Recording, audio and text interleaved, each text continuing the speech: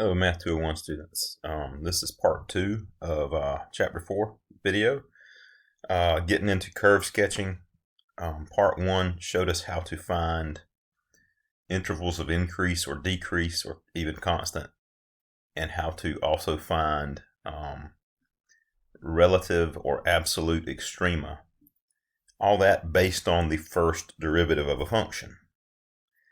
So this next part is going to be about concavity and the second derivative of a function.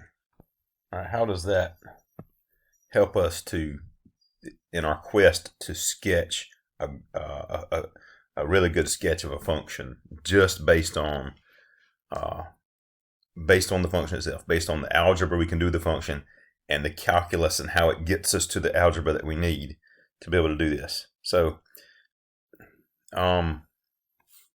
So concavity, what even is concavity? Concavity is how a curve is oriented, how a curve is curving. For instance, both of these functions, that guy right there and this guy right here, both of these functions are increasing. Both of them have a positive derivative throughout. The difference is this guy is slowing down as it increases, whereas this guy is speeding up as it increases. So we could say this one, you might think of this as decelerating, but as it continues to go upward, but it is going slower and slower. So it's decelerating as it goes upward. This guy is going upward faster and faster. It's accelerating upward. So concavity tells us that. A crude definition of concavity is a positive concavity tells you that the curve is shaped like a right side up bowl. So if you take this guy, if you continued with it, it's a right side up bowl.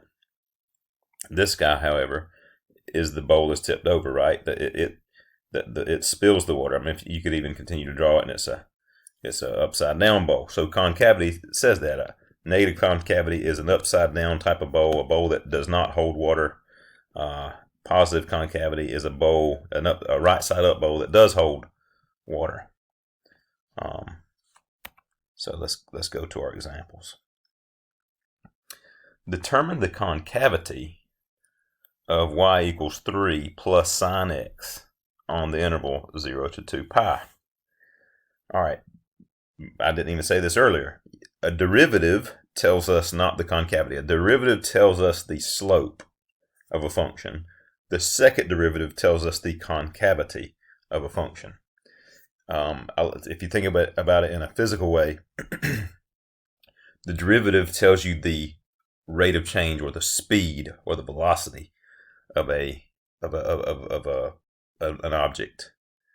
So it's the rate of change of the position of that object, whereas the second derivative tells you the acceleration of that object, whether it's speeding up or slowing down and whatnot. So how it's curving, how its rate of change is changing, in other words. So let's take that and apply it to this first example. This should be a pretty simple example. All right, y prime is going to be just the derivative of this, which is 0. Derivative of 3 is 0. Derivative of sine of x is cosine of x, so it's just going to be cosine of x. Y double prime is going to be the derivative of that, which is going to be negative sine of x. Okay. So now what we do is we're going to, kind of like we did with the first derivative test, where we find critical values. We're also going to find critical values for concavity. And the way that we do that is to set the second derivative equal to 0. All right, so I'm setting this equal to 0, okay? I'm going to solve for x first by dividing by the negative. I'm going to divide by negative 1. 0 divided by negative 1 is still 0, so I've got sine of x equals 0. Then you could say you're going to do the arc sine of both sides, which simply means you're trying to figure out what angle has a sine of 0. And if we look back at our unit circle, sine is the vertical component of the triangle. So when is the vertical component 0? Well, it's the vertical component 0 when you're on the x-axis. So an angle of 0, or here an angle of 180, or we might say 0 and pi. And then every time you hit those again, so it would be 0 plus or minus 180 n, where n is any integer. But or if we wanted to do it in radians, it would be 0 plus or minus pi n, where n is any integer. Now we're only told to determine the concavity on this interval from 0 to 2 pi. So where is this? What are the solutions? I mean, there's infinitely many solutions, but what of those solutions would be within these bounds? Well, 0 is in there, right? 0 is in there, pi is in there, and 2 pi is in there, since 0 and 2 pi are included, but nothing else, no other possibility would be in there. So these would be 0, x would equal 0, pi, and 2 pi. These would be called possible inflection points.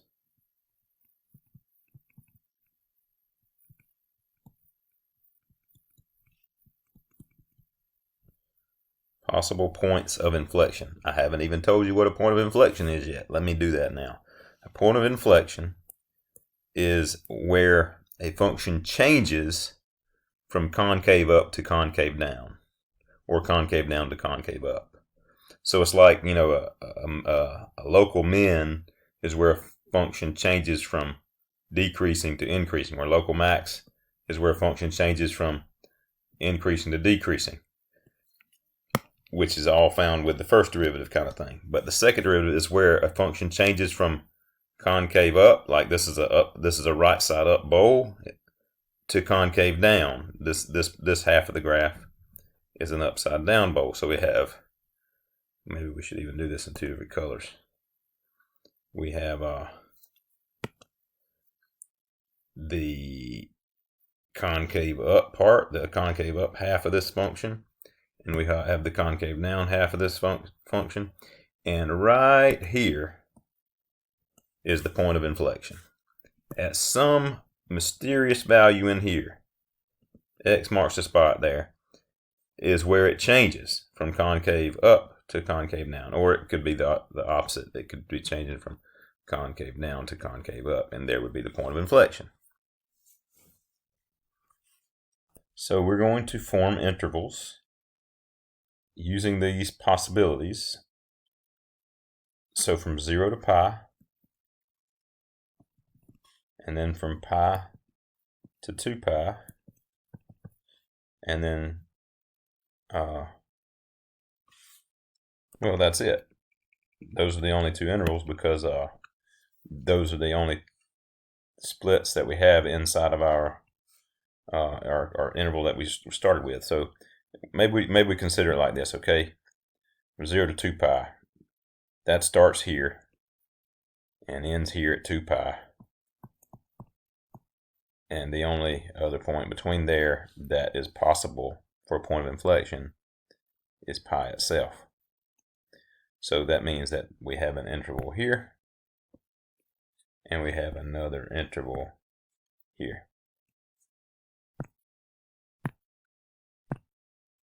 So, in other words, we're trying to figure out the concavity in this region and the concavity in this region. So, and pi is the only place that it could change in that region, because that's the only place where the second derivative was equal to 0.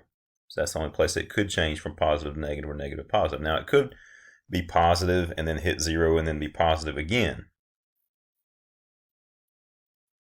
or likewise with negative and negative, but we're going to check that out. So we're going to have to figure out points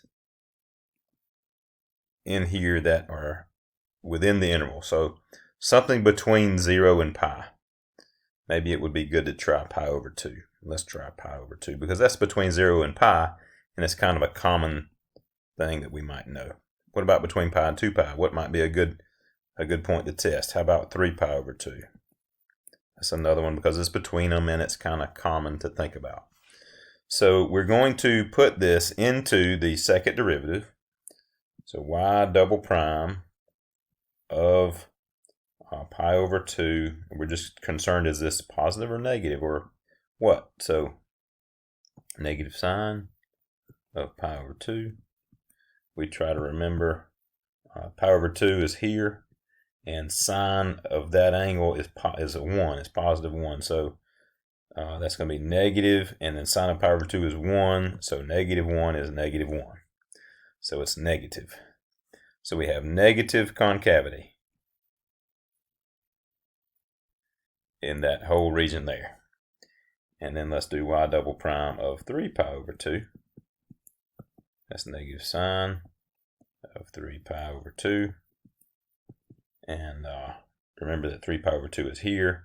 And sine of that, that's the vertical component of that, is negative. It's negative 1, in fact. So it's negative 1, which is going to be positive 1. So it's positive right in there. And so it changes there. So pi is definitely a point of inflection. So we're ready to answer the question. Determine the concavity. It is concave down on 0 to pi, and concave up on pi to 2 pi.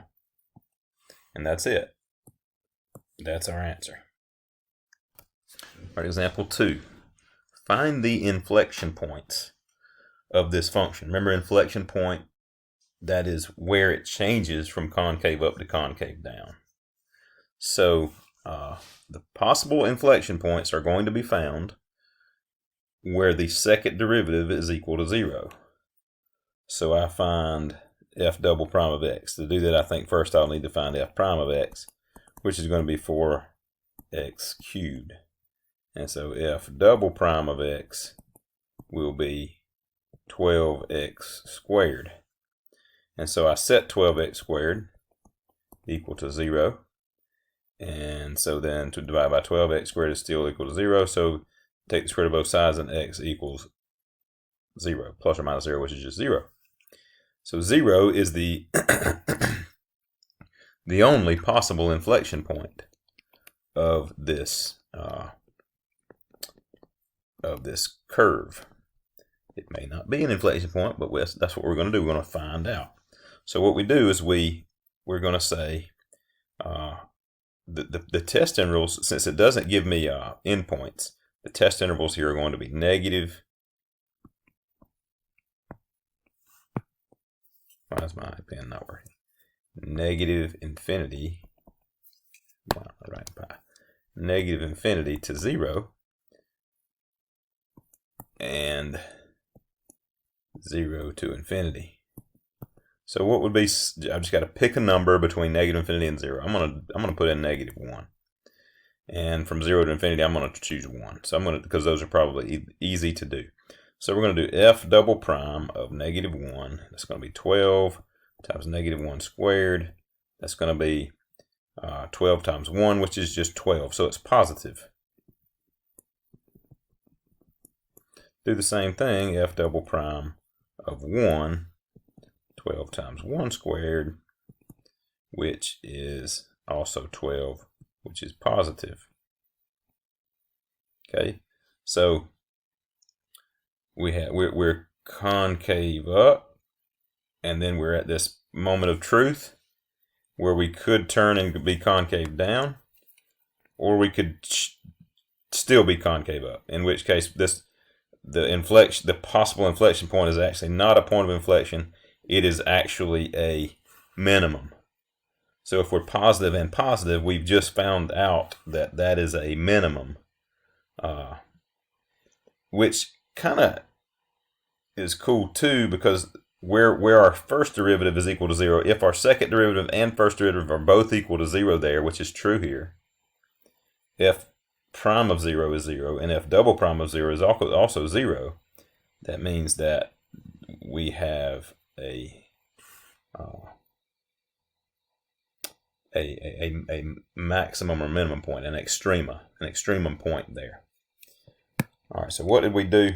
We found the possible point of inflection, but we found that it was positive on both sides of that point of inflection, which means it is not a point of inflection where it changes from positive to negative. It's positive on both sides. Therefore, it is not a point of inflection.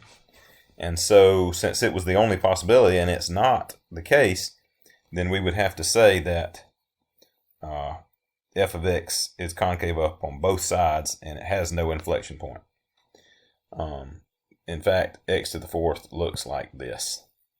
It looks kind of like x squared. It's just more severe in its curve. All right, part number 2, example 2 had a second half. It says also find the inflection points of this second function, this s of t equals 2t cubed minus 14t squared plus 22t minus 5. So let's do that. All right, we would first find the derivative of s of t, which we have here. S prime of t is going to be 6t squared minus 28t plus 22, right? Hopefully you're just second nature at finding derivatives by now. So, and s double prime is the derivative of that, which is going to be 12t minus 28. Now, set s double prime equal to 0 to determine the possible points of inflection.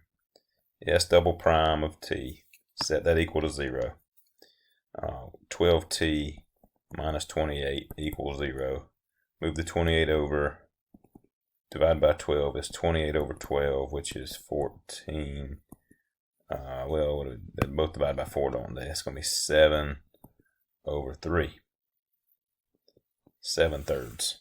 So 7/3 is the possible inflection point of that curve, but not necessarily. How do we determine whether it is or not? Whether it is just possible or whether it is actual. So you're going to do the test intervals again. So we're going to be from negative infinity to 7/3, and then 7/3 to infinity as our intervals, our test intervals. We pick something between these, between negative infinity and 7/3. I think I have a very simple point to plug in. That would be 0. Between 7/3 and infinity, what's 7/3? That's 2 1/3, isn't it? So I think I'll probably try 3.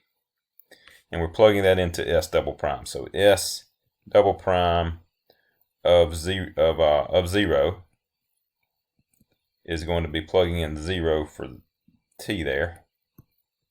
And we're just going to get negative 28. So it is negative. So negative there. S double prime of 3 is going to be 12 times 3 minus 28. That's 36 minus 28. And thus, I think that's 8, isn't it? And so it's positive. So it's positive there. Notice it changed from negative to positive at 7/3. Therefore, 7/3 is an inflection point. And that's my answer. Finally, we have a very thorough example in example 3 here. It's going to take us through the steps of good curve sketching. So part A, we identify where the extrema occur.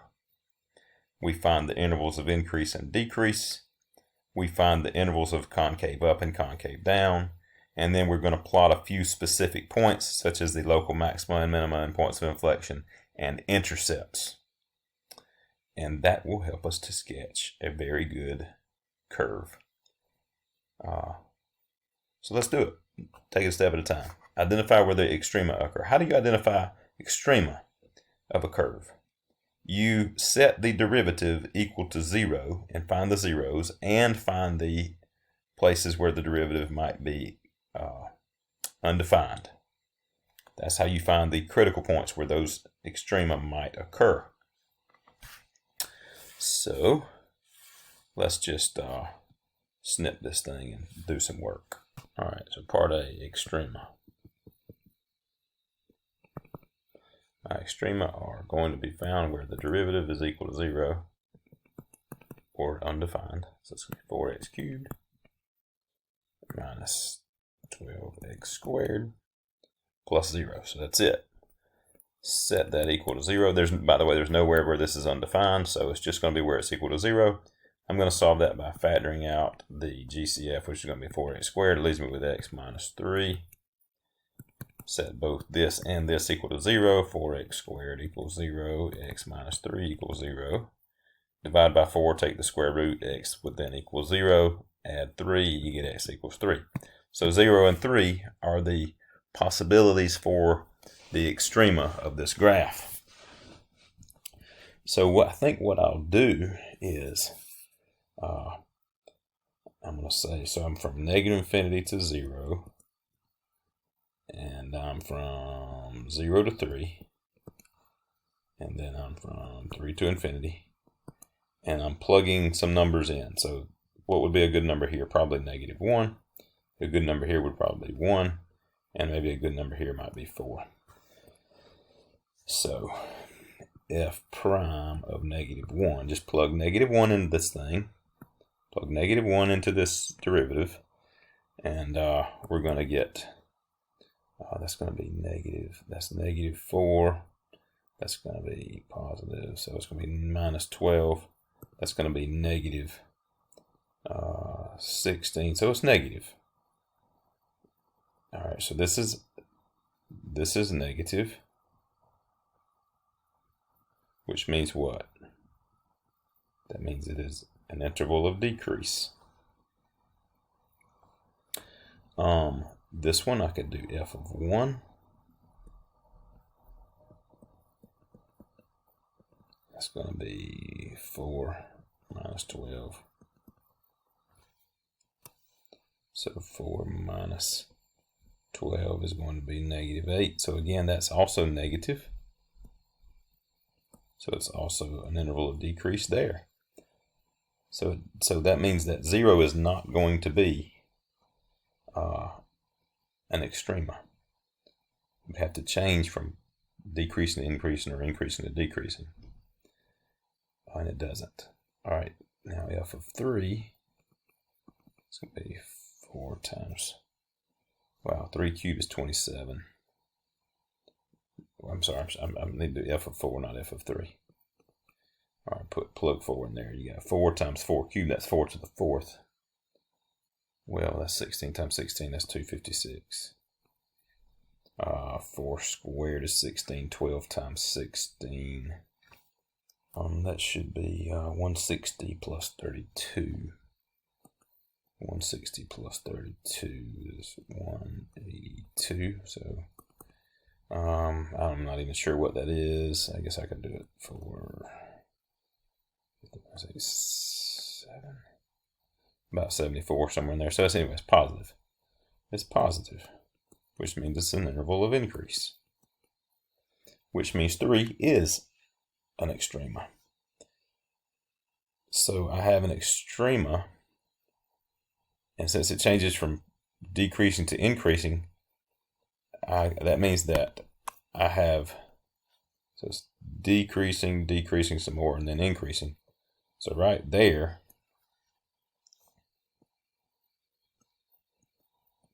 is going to be a local minimum.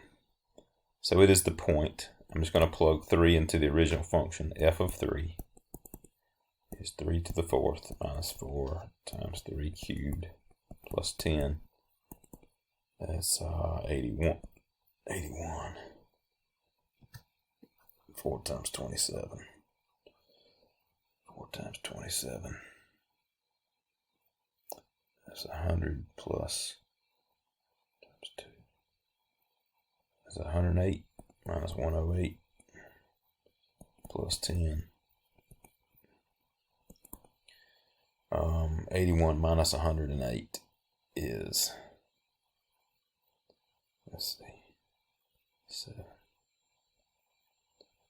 negative 27 plus 10 is negative 17. So I have the point 317 as a local minimum. So that's a valuable piece of information for my curve sketch. Okay, so I believe I have just accomplished a couple of steps that this thing asked me to do. It said to identify where the extrema occur and find the intervals of increase and decrease. So I have done part A and part B in that work that we just did. Next, find the intervals of concave up and concave down. How do I do that? This is part C. So that was part A and B.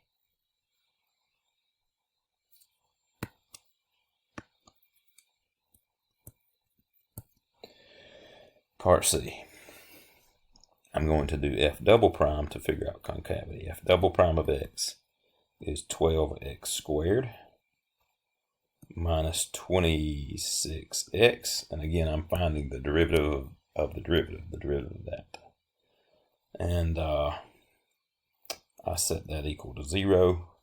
I'm going to factor out the GCF, which I believe is going to be just 2x. It's going to leave me with 6x minus 13. So I set this equal to 0 and this equal to 0. And I get x equals 0. And I get x equals 13/6. And I've just realized that I made an error. A simple error up here in my second derivative. I'm taking the derivative of this, f prime of x equals 4x cubed minus 12x squared. And so I take the derivative, I should get 12x squared, and then this one should not have been 26x, it should have been 24x. And that's going to change a few things here. I definitely won't get 13/6 as one of my answers, so let me do it again. Actually makes it easier. So I factor in 12x as the GCF and I'm left with x minus 2. So I set both of them equal to 0. And I get x equals 0 there. And x equals 2 there. So those are my possible points of inflection. So I am going to make me some intervals. Negative infinity to 0, 0 to 2, and 2 to infinity. And I'm going to test a point within that interval. So I'm thinking here I'm going to do -1. So f double prime of -1 will be, that's going to be 12 times -1 squared. That's going to be positive 12 minus 24 times -1. That's going to be plus 24. That's 36. So that's positive concavity. Concave up. Let's try, maybe 1 would be a good one here. So that's going to be 12 times 1 squared, that's 12, minus 24 times 1, that's 24. 12 minus 24 is -12. That's negative. So it's negative concavity, which means it's concave down. And then here, I plug in 3. That's going to be 3 squared is 9. 9 times 12 is 108 minus 24 times 3. 24 times 3 is 72. 108 minus 72, 8 minus 2 is 6. 36, that's positive concavity, which means it's concave up. So it changes from concave up to concave down, and then from concave down to concave up. So both of those, 0 and 2, are actually both points of inflection. So let me do f of 0. F of 0 is just going to be 10. So I have the point 0, 10 is a point of inflection.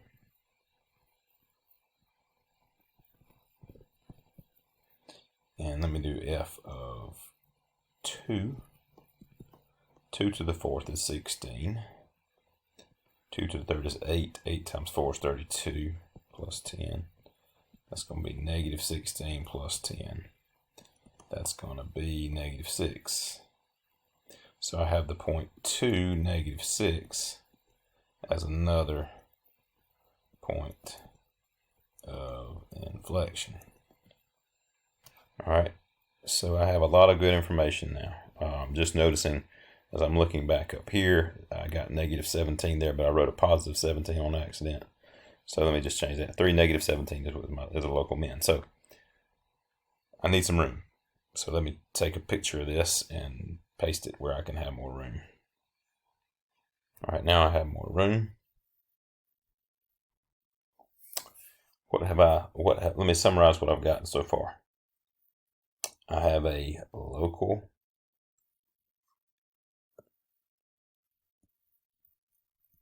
minimum at 3 negative 17. I am decreasing from negative infinity to 3 and increasing from 3 to infinity. I have I have 2 inflection points.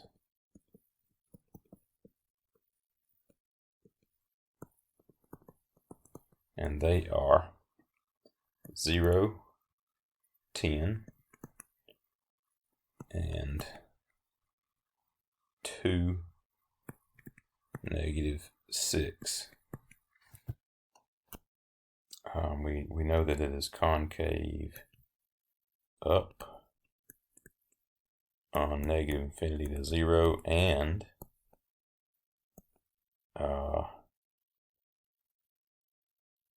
2 to infinity, and concave down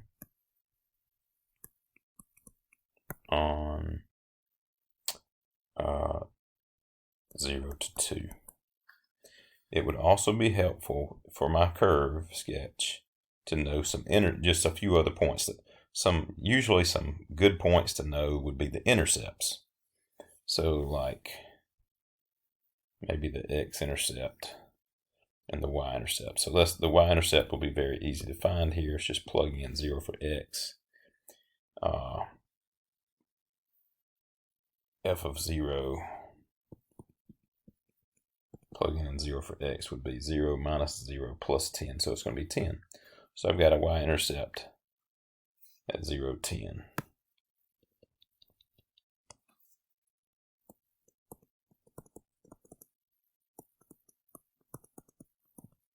The x-intercepts, however, if I'm plugging in 0 for y, so I've got x to the 4th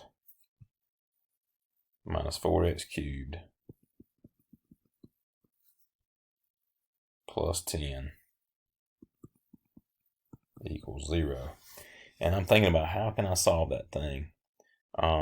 We can solve that probably. Maybe we can even use the app and the calculator to help us solve it.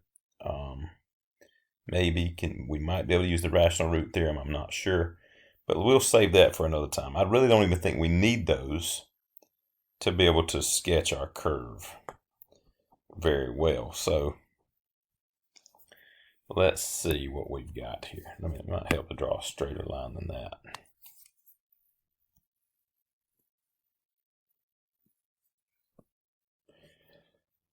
All right, maybe I'll count by 5s.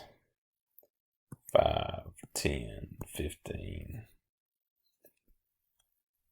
20. 5, 10, 15, 20. That's on the y-axis. On the x-axis, what do I want to count by? I think I'm just going to count by 1s on the x-axis. 1, 2, 3, 4, 5, 6, 7, 8. 1, 2, 3, 4, 5. I'm going to go ahead and graph my local minimum at 3, -17. So that's going to be something like right in there.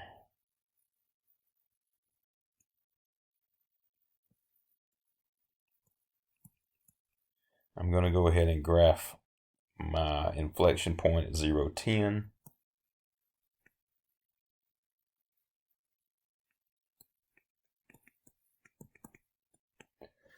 And my other inflection point at 2, -6. I think this needs to be moved over a tad bit.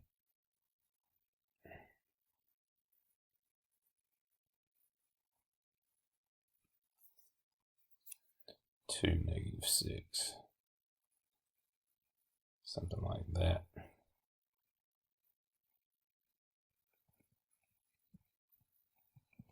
And I know that I'm decreasing and concave up from -infinity to 0, 10. Decreasing and concave up. So something like that. Decreasing and concave up. Then I'm also decreasing, but concave down from this point to that point. I'm decreasing, but concave down. And then from here, from this point to this point, I'm decreasing again, but concave up.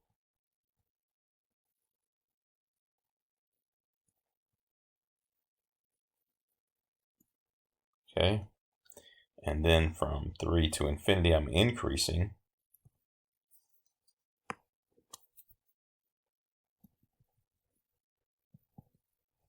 And concave up again, because it's not a point of inflection. So something like that. And that, my friends, would be a pretty darn good curve sketch for that interesting looking curve there. I have a little illustration that I made on this PowerPoint, which I would like for you to see because I worked hard on it. Watch it go. There's the inflection points and the local minimum. It describes the movement, decreasing concave up on that interval between those 2 points, decreasing concave down between the next 2 critical points.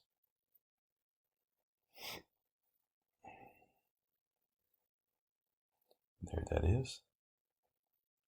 Decreasing and concave up between the next 2 points of interest.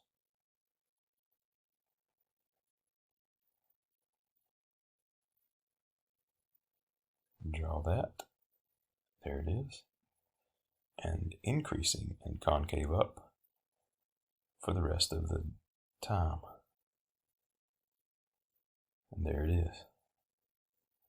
And there is your well-drawn curve for that function.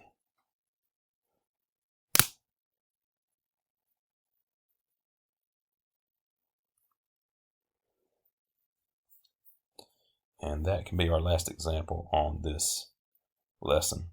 So hopefully you have figured out how calculus can help us to go through the process of knowing a curve, knowing what a curve does from beginning to end, drawing a good sketch of the curve, and knowing kind of the important points, how to figure out what the important points are on that curve and where they're going to occur and what happens on either side of those important points.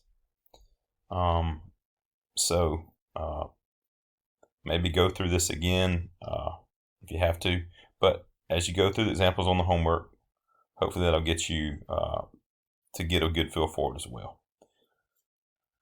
See you in another lesson.